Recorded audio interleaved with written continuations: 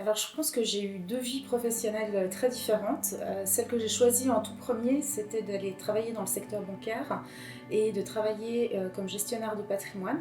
J'ai travaillé en Suisse, en Grèce, à Singapour pendant presque 9 ans.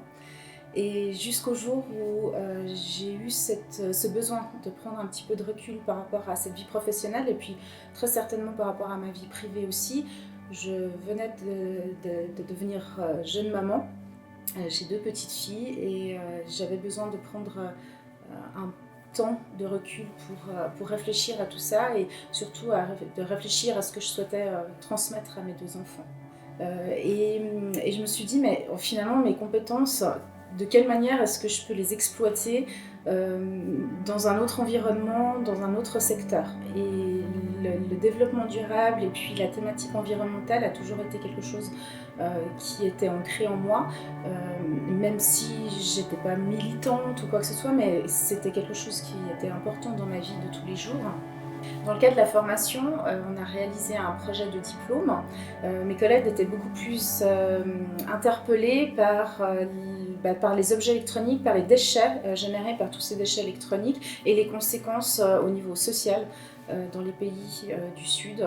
Donc de mon côté, j'étais très intéressée par tout l'aspect réparation.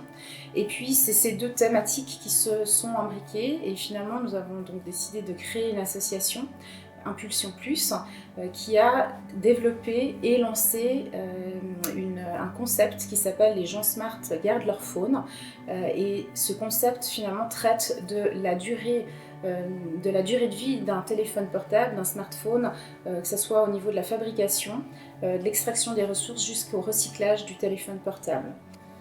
Alors, suite à la formation, mon parcours professionnel a radicalement changé.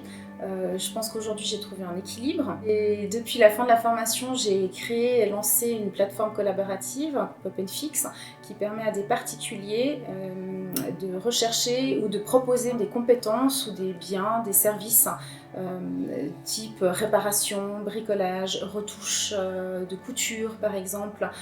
Aujourd'hui, j'habite dans un écoquartier, mais j'ai emménagé dans cet écoquartier avant d'entreprendre la formation de conseillère en environnement. C'est un quartier durable, donc au niveau de la conception, il y a eu des aspects sociaux, des aspects économiques et puis environnementaux qui ont été pris en compte. Et finalement, ça correspond exactement à notre façon de voir les choses et à notre façon de vivre. La formation m'a définitivement aidé à m'orienter puisqu'aujourd'hui j'ai pu quitter le domaine bancaire pour me lancer sur un projet qui me tenait à cœur, donc le lancement d'une plateforme collaborative. Elle m'a aussi également permis de trouver un emploi de chargé de projet dans une entreprise qui traite et développe des projets de développement durable. Donc clairement, sans cette formation, je n'y serais pas arrivée. Elle m'a aussi également permis de faire des rencontres et de créer un nouveau réseau. Ce qui aurait été peut-être difficile pour moi sans passer par cette formation.